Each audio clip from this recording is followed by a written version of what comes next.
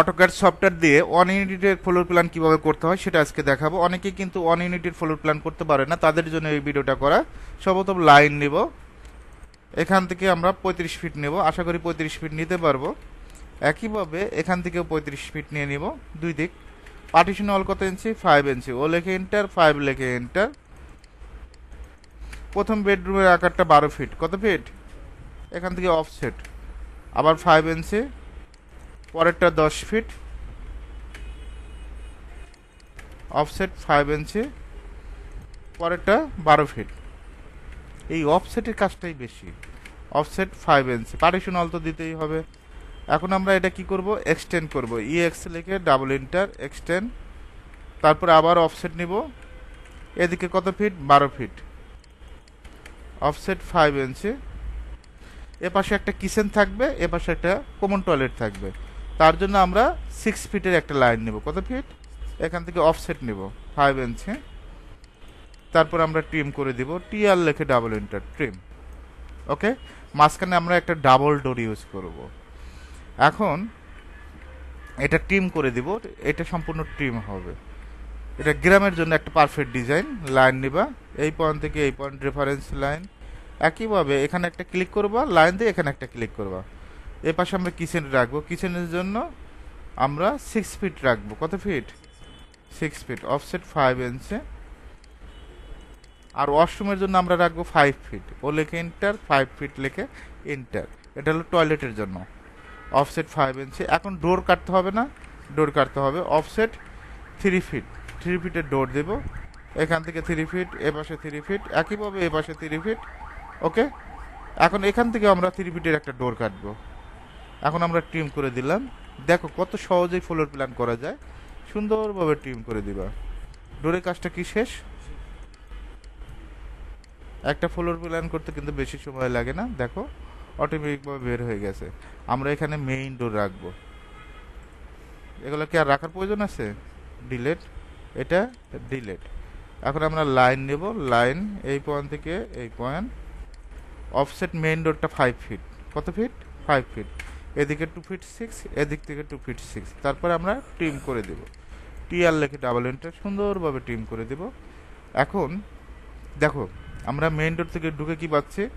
এখানে dining space পাচ্ছি, এপাশে একটা কিচেন, এপাশে একটা টয়লেট, এপাশে বেডরুম, এপাশে বেডরুম, এপাশে বেডরুম। গ্রামে সাধারণত এরকমের ডিজাইনটাই বেশি করে। এখন আমরা এই অবজেক্টগুলো কি ট্রিম করে দিতে পারি না? টিআর লেখে ডাবল এন্টার, সুন্দরভাবে ট্রিম করে দেব। এটাও ট্রিম করে দেব, এটাও ট্রিম করে দেব। এই ট্রিম করে দিলে কি সুবিধাটা পাওয়া যায়, মানে শেপটা একটু ভালো লাগে দেখতে, সুন্দর একটা শেপ দাঁড় হয়। আর এই ট্রিম করলে তুমি উইন্ডোগুলো সহজভাবে বসাইতে পারবে, প্লেস করতে পারবে সুন্দরভাবে।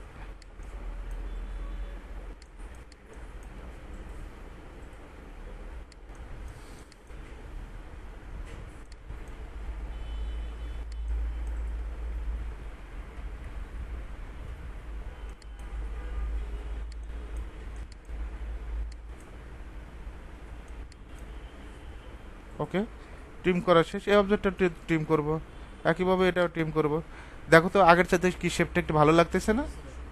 ওকে, এখন আমরা কন্ট্রোল এস দিলাম, কন্ট্রোল এসতে সেভ হবে, ঠিক আছে? অলরেডি সেভ করে দেওয়া আছে, কাউসার নামে সেভ আছে। এখন আমাকে এখানে ডাবল ডোর তৈরি করে দিতে হবে। লাইন নিবা, এই পয়েন্ট থেকে 5 ফিট, কত ফিট? 5 ফিট। আমরা একটা ডাবল ডোর তৈরি করব, এই পয়েন্ট থেকে 5, এদিকে 2, একইভাবে এদিকে 2, এদিকে 1, এদিকে 3। তারপর লাইন নিব 7 ফিটের, কত ফিট? 7 ফিট। একইভাবে এখান থেকে 7 ফিট। তারপর এইটা সম্পূর্ণ অবজেক্ট সিলেক্ট করব, মিরর করব। যারা মিরর পারবে না তারা নতুন করে করবে, ঠিক আছে? তারপর সার্কেল সি লিখে এন্টার, এই পয়েন্ট থেকে মিডে একটা ক্লিক করবা, আবার এই পয়েন্ট থেকে মিডে একটা ক্লিক করবা। তারপর ট্রিম করে দিবা, টিআর লিখে ডাবল এন্টার, সুন্দরভাবে ট্রিম করে দিবা।